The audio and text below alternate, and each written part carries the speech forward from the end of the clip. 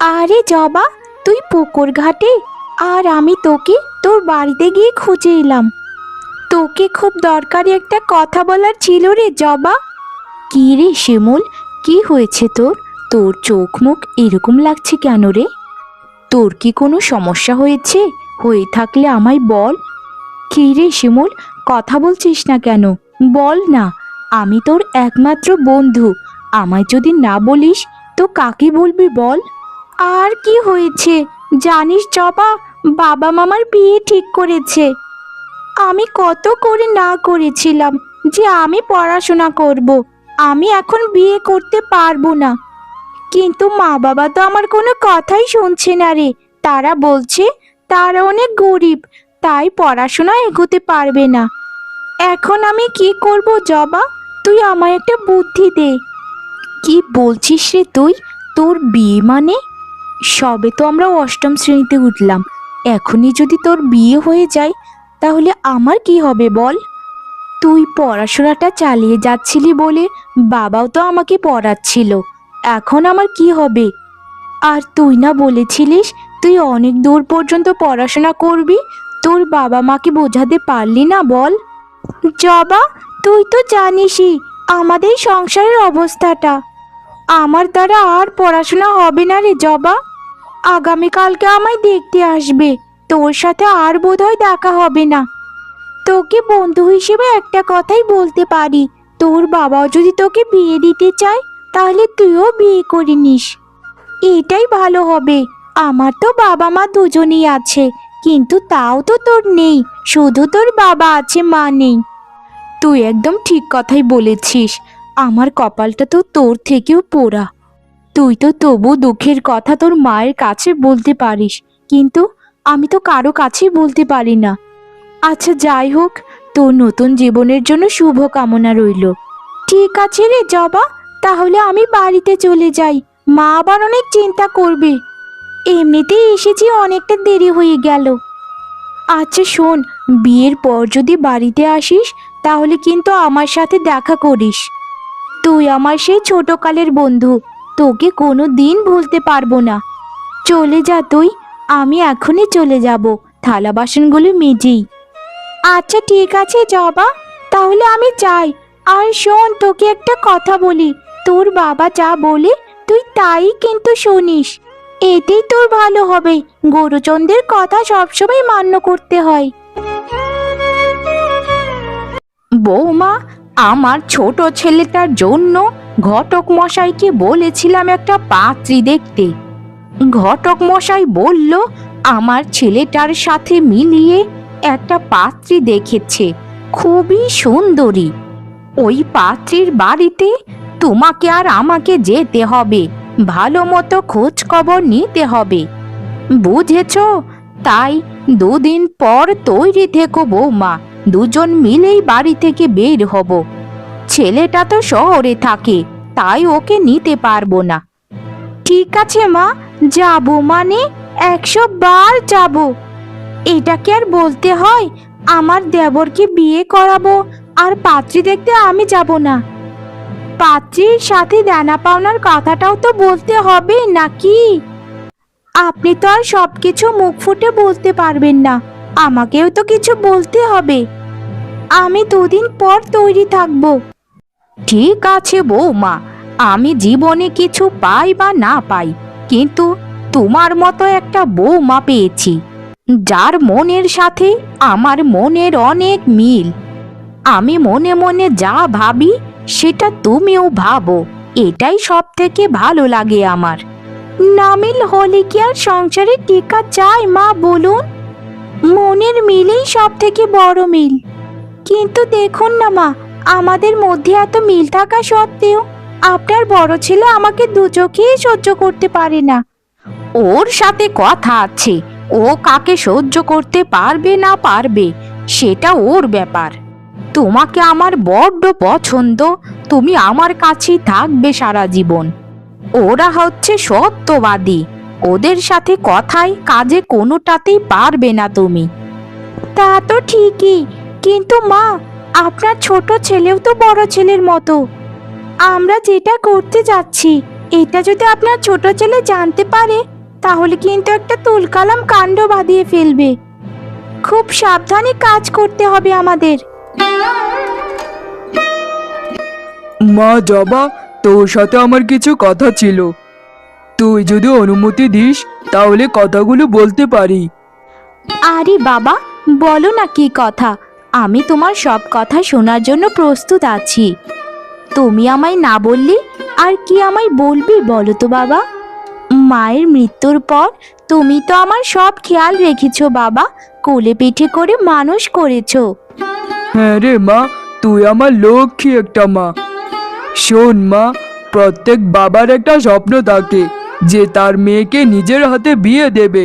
অন্য বাবাদের মতো আমিও ঠিক একই স্বপ্ন দেখি, যেন আমার মেয়েটাকে একটা ভালো ঘরে বিয়ে দিতে পারি।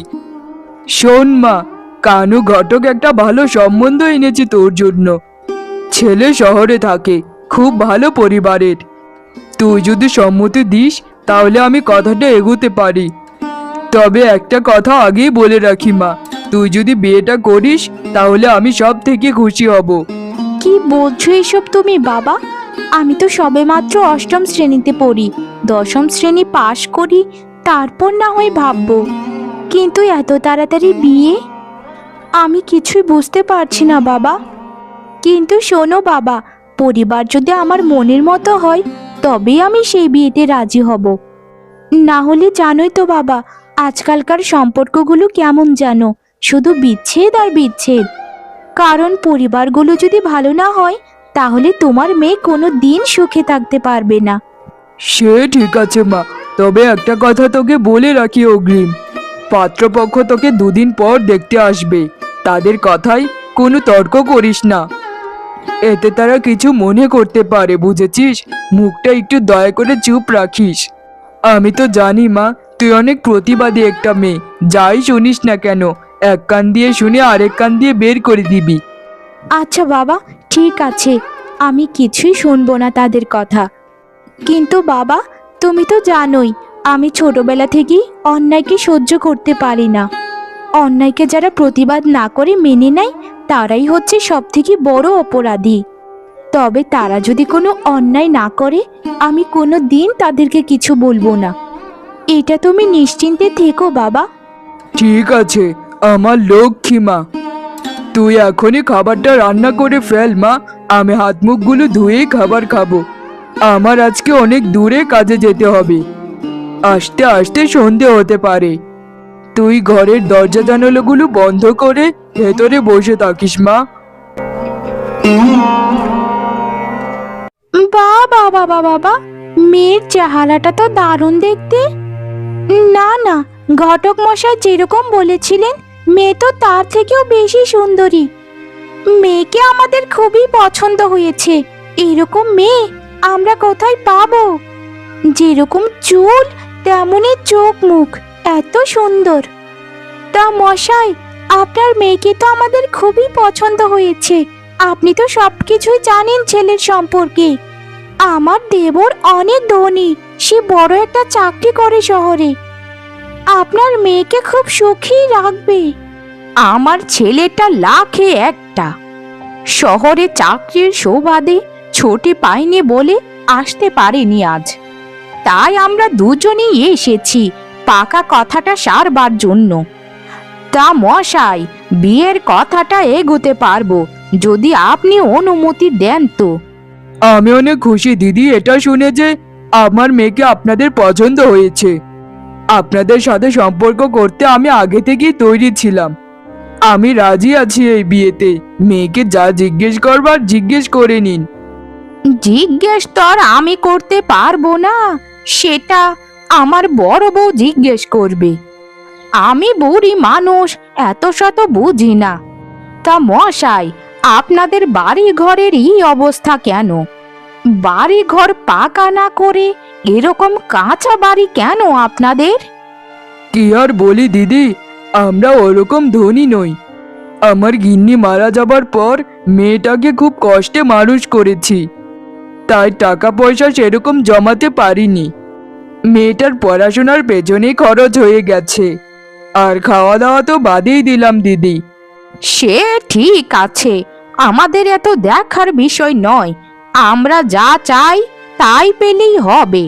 এত বাড়তি কথা বলে কোনো লাভ নেই। বৌমা, মেয়েকে যা জিজ্ঞেস করার আছে জিজ্ঞেস করে নাও। চুপচাপ বসে আছো কেন? তাই শোনো, তোমার পড়াশোনা কত দূর? ঠিক মতো পড়াশোনা করেছিলে তো, নাকি পড়াশোনার নাম করে শুধু ঠ্যাং ঠ্যাঙিয়ে ঘুরে বেরিয়েছো? না দিদি, আমি ঠিক মতোই পড়াশোনা করেছি। আমি অষ্টম শ্রেণী পর্যন্ত পড়াশোনা করেছি।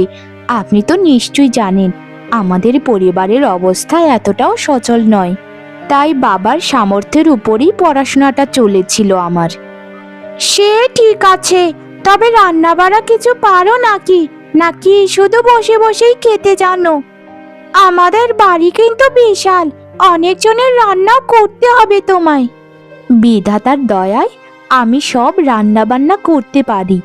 ছোটবেলায় মা মারা গিয়েছিল, যার পর থেকে আমি একাই সকল কাজকর্ম আর রান্না বান্না করেছি সংসারের।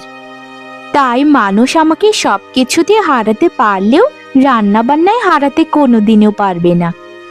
আমি একাই অনেক জনের রান্না করতে পারি, এতে কোনো সমস্যা নেই। আর শোনো, বিয়ের পর কিন্তু আমাদের সাথেই থাকতে হবে। আর তোমার স্বামী শহরে থাকবে, বুঝেছো? তাই শহরে নেবার জন্য তোমায় এত জোর জবরদস্তি করা যাবে না তোমার স্বামীকে। আমরা যা বলবো তাই শুনতে হবে তোমায়। এতে কোনো সমস্যা নেই, আপনাদের সাথে থাকতে পারলেও আমার শান্তি। পরিবারের সাথে থাকাটাই হচ্ছে সব থেকে বড়। এর থেকে বড় আর কি হতে পারে বলুন?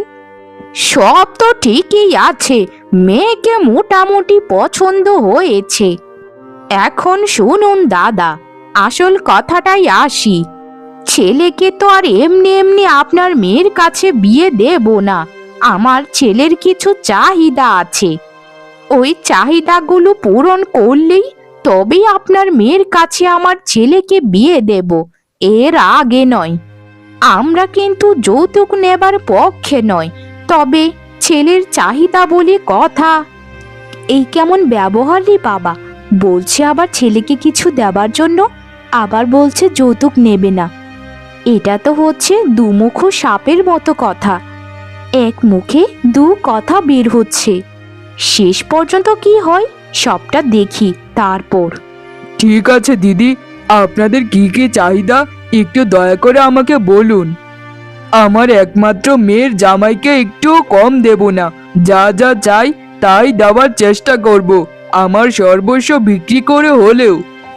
শুনুন, আমার ছেলে হচ্ছে বড়লোক ঘরের ছেলে, তার একটা 2 চাকার গাড়ি তো লাগবেই।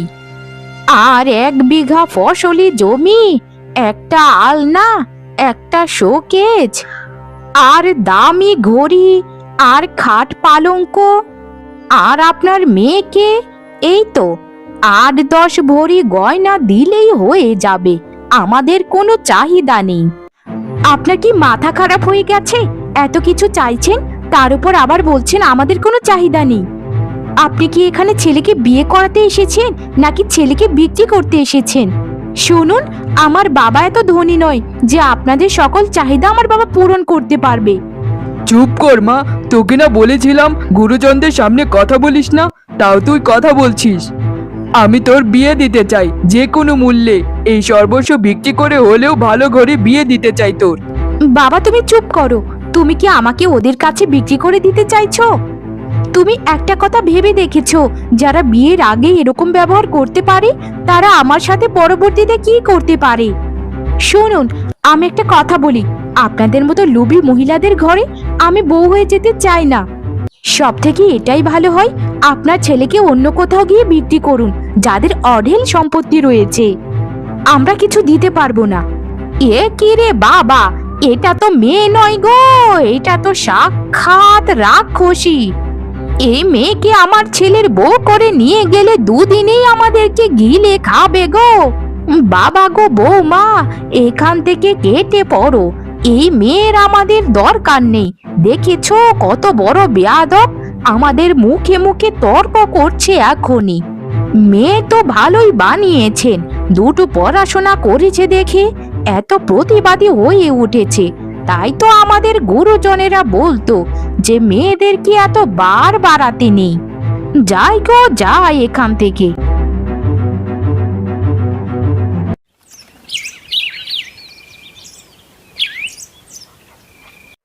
বাবা, কি হয়েছে তোমার?